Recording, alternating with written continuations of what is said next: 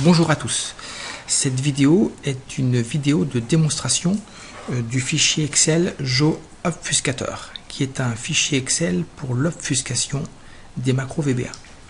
Alors l'obfuscation, c'est une technique qui permet de transformer le code source afin de le rendre illisible pour un être humain. C'est une forme de compilation. Illisible, mais tout en le conservant entièrement opérationnel. Un synonyme, c'est le mot brouillage. Alors, ce qu'on va faire, c'est qu'on va prendre un exemple très simple pour vous montrer comment ça fonctionne.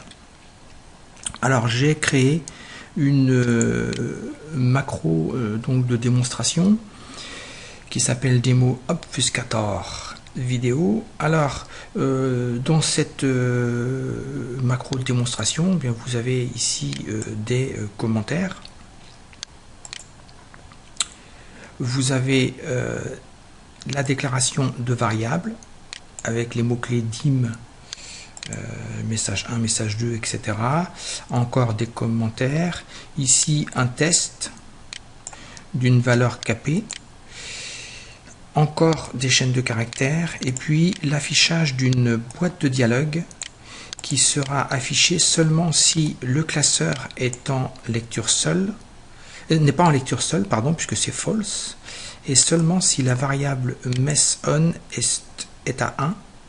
Alors messOn, elle sera mise à 1 seulement si kp égale à 17, et kp c'est la longueur du message 1, et effectivement le message 1 a une longueur de 17 caractères. Donc voilà un petit programme tout simple pour afficher une boîte, simplement pour une démonstration bien entendu. On va faire tourner, j'enregistre, on va faire tourner cette macro pour vous montrer ce qu'elle fait. Donc voilà, c'est une macro qui affiche avec en titre vidéo de démonstration, qui affiche une boîte avec un message. Voilà, je clique sur OK.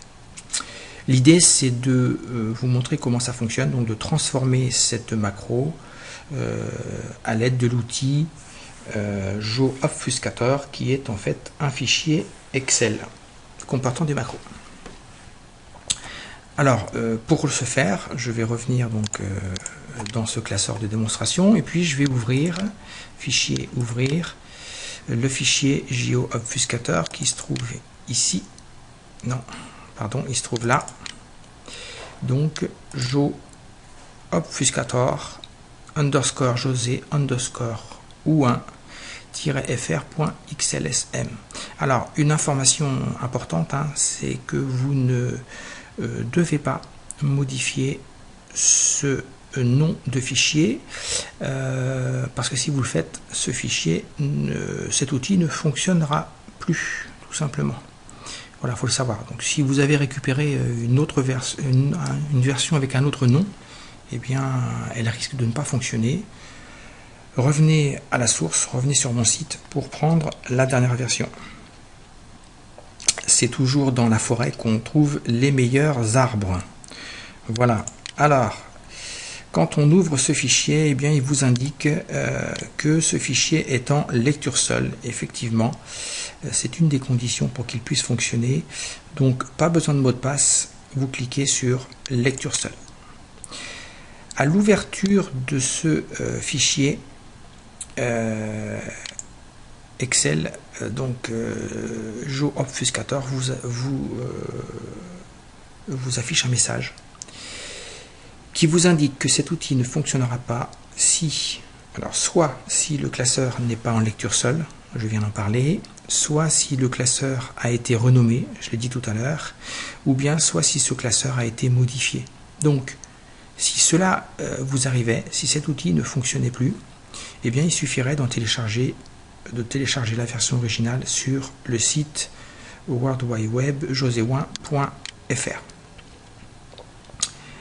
Toutes les nouvelles versions y seront également mises en ligne.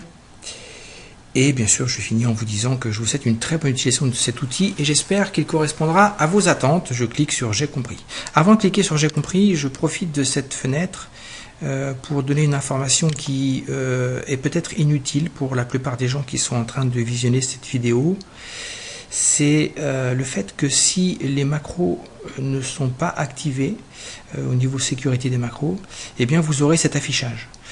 C'est un affichage qui vous indique comment activer les macros. Alors il faut aller dans l'onglet développeur, cliquer sur sécurité des macros et cliquer sur activer toutes les macros. Je sais que vous savez que cette information est inutile pour vous parce que si vous développez des macros, vous connaissez ces boîtes de dialogue. Je clique donc sur j'ai compris. Alors étant donné que j'ai activé les macros, eh bien je n'ai pas cet affichage, j'ai l'affichage du classeur GeoObfuscator que voici. Alors on a trois boutons principaux, trois phases principales. La première, c'est la première étape, ça va être sélectionner un dossier ou de travail pour GeoObfuscator. Dans ce dossier de travail, cet outil va sauvegarder la macro initiale ou la fonction avec son nom et une extension TXT, donc dans un fichier texte. Et il sauvegardera également la macro traitée avec le nom de la macro et un ajout dans le nom qui est underscore JO-OB. Ainsi, votre macro initiale est sauvegardée dans un fichier texte et votre macro traitée, votre macro brouillée est sauvegardée également dans un fichier texte qui n'a pas le même nom pour pas bien sûr les confondre. Ainsi, toutes les macros sont archivées avec leur nom dans des fichiers séparés, ce que j'ai indiqué en dessous, macro initiale et macro traitée.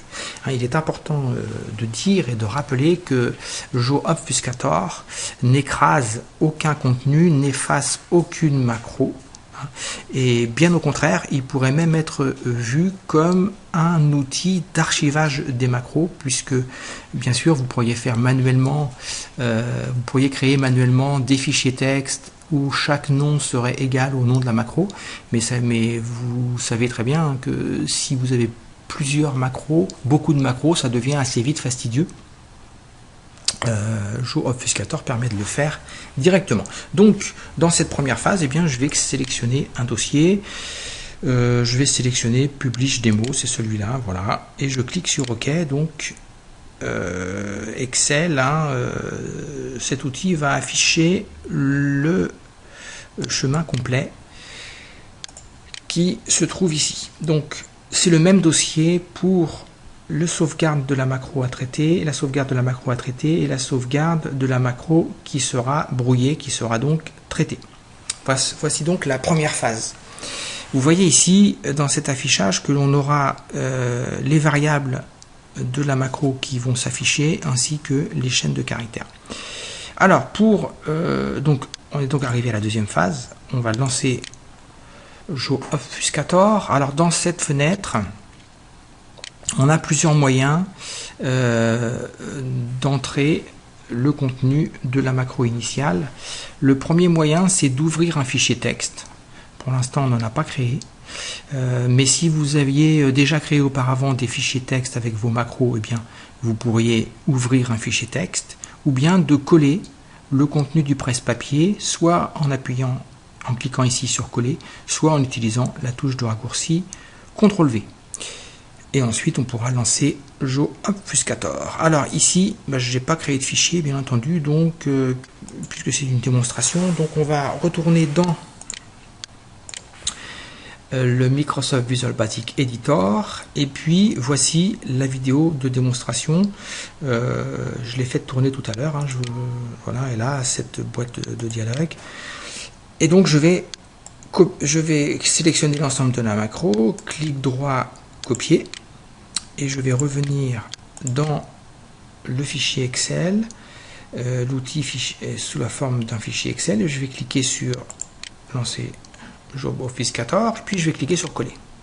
Alors vous voyez ici l'ensemble de la macro apparaît, la macro on va dire originale, la macro initiale. Il ne me reste plus qu'à cliquer sur lancer GeoObfuscator. Voilà, le traitement est terminé. Cette boîte m'affiche que le traitement de la macro, il me rappelle le nom. et il me donne aussi le nom et l'emplacement du fichier correspondant. Donc c'est mon dossier de travail que j'ai sélectionné. Vous voyez que ce fichier a pour nom le nom de la macro, suivi de underscore jo-ob.txt. C'est un fichier texte classique. Et puis il affiche aussi que le traitement s'est effectué avec succès. On clique donc sur OK. Voilà. Alors, le travail est terminé. Allons voir sur le disque ce qui se passe. Alors, on a 3 fichiers. Le premier fichier, c'est un fichier de travail unique, qui n'est pas très gros, hein, 1,17 kg, qui sera le fichier, donc c'est un fichier tampon que utilise cet outil. Et puis, on a 2 autres fichiers. Alors, le premier, c'est subdemo obfuscator vidéo, c'est la macro initiale. Le deuxième, c'est la macro qui a été transformée. Alors si on va voir la macro initiale, eh bien on voit que c'est exactement la macro de départ, mais qui est sauvegardée avec son nom dans son intégralité sous la forme d'un fichier texte. Alors j'utilise, moi pour voir ça, j'utilise l'éditeur Notepad++, qui est plus performant que l'éditeur Notepad livré avec l'environnement Windows. Et puis il y a la deuxième que je vais ouvrir. Alors dans cette deuxième, là on verra mieux tout à l'heure avec la coloration syntaxique, mais ici on voit que les variables ont été transformées. Si je regarde par rapport à la macro de départ, dim message 1, dim message 2, bien vous voyez ici qu'on a dim une variable, comme je disais, vous voyez que chaque variable commence et se termine par les mêmes caractères. Ça devient assez difficile de distinguer une variable par rapport à l'autre. Et puis vous voyez que toutes les chaînes de caractères ont été transformées par leur conversion en CHR du code ASCII de la lettre. Voilà. Alors, ce que je voulais simplement indiquer dans cette partie, c'est que à la fin de votre fichier se trouve un récapitulatif avec les variables non initiales, non brouillées, non cryptées, et puis ensuite les constantes. J'aurais plutôt dû écrire les chaînes de caractères qui se trouvent dans votre fichier. Alors, revenons dans l'outil de départ. Vous voyez ici que vous avez également cette liste de variables et de chaînes de caractères avec un comptage. Jo obfuscator a trouvé 6 variables et il les liste, et il a trouvé également 5 chaînes de caractères qu'il a listées également. Il ne reste plus qu'à travailler sur la dernière phase, c'est la phase 3, ouvrir une macro initiale ou traiter. Donc je vais retourner dans démo ici, et puis je vais cliquer sur le subdemo job.txt. Donc on voit ici la macro transformée avec également le récapitulatif qui se trouve à la fin. Voilà. Alors vous avez plusieurs options pour copier. Soit vous cliquez sur copier sans rien sélectionner et ça sélectionnera absolument l'ensemble du texte que vous voyez dans cette fenêtre. Soit vous sélectionnez une partie et vous cliquez sur copier et ça ne copiera que votre sélection. Soit vous sélectionnez une partie et vous cliquez sur CTRL-C. Alors dans le cadre de cette vidéo, le logiciel de capture d'écran vidéo ne me permet pas d'avoir le curseur de sélection ici. Donc je suis un petit peu embêté, mais sachez que ça fonctionne sur le fichier Excel qui n'est pas soumis à la capture d'écran d'une vidéo. Donc je ne vais pas pouvoir le faire ici. Alors plutôt que de coller l'ensemble, je vais retourner dans l'éditeur Notepad. Mais sachez que ça marche tout à fait correctement si vous voulez le faire. Et je vais sélectionner le contenu, donc sans le nom, je vais sélectionner le contenu que voici et je m'arrête à Indiff, je fais clic droit, copier. Voilà, je vais réduire cette fenêtre et puis je vais revenir dans le Visual Basic Editor. Alors, plutôt que d'effacer cette macro, je vais en créer une nouvelle. Alors, j'en ai créé une vide. Elle porte le même nom, mais elle se termine par underscore jo. Et je vais coller, clic droit, copier-coller. Voilà donc la macro. Alors, pédagogiquement, ça me permet aussi de vous montrer avant et après. Donc, voilà ce qu'on avait auparavant. Donc, il y avait les commentaires, les espaces, l'indentation, hein, le fait que if soit décalé, mess on soit décalé, donc ce qui augmente la lisibilité, les commentaires et l'indentation. Et puis, qu'est-ce qu'on a au final? On a bien aucune indentation, aucun commentaire et aucune ligne vierge. Donc ça devient, regardez, le programme était très simple au départ. On comprenait très facilement des déclarations, un test, des chaînes de caractères, un deuxième test. Et bien regardez ce qui se passe au final. On a quelque chose qui est beaucoup plus difficile à lire, même si le programme de départ, la macro de départ était très très simple. Alors il y a une question que vous vous posez tous, je vais faire fichier enregistré, c'est est-ce que ça fonctionne? Est-ce que cette macro va afficher la même boîte? Je vous rappelle que la macro de départ, elle affichait, si je fais exécuter sub, elle affichait une boîte avec un texte. Alors suspense, on a ici cette macro et je vais cliquer sur play et j'ai exactement bien sûr la même boîte, le même fonctionnement. Alors c'est quoi la différence entre les deux? Bien, le nombre de caractères qui est dans cette macro est plus important que dans l'autre, mais pour des logiciels comme Excel, ça ne change pas grand chose sur la rapidité d'exécution. Voilà donc pour cette macro. Je reviens sur la fenêtre de départ. Donc on peut ouvrir une macro qui a déjà été traitée auparavant. Donc voilà. Et on peut aussi ouvrir une macro initiale si on a besoin de copier-coller des macros. Voilà donc pour cette démonstration de macro de show obfuscator, qui est un macro, qui est un fichier Excel pour le brouillage des macros. Je vous souhaite une très très bonne utilisation de cet outil et également une très très bonne journée. À très bientôt.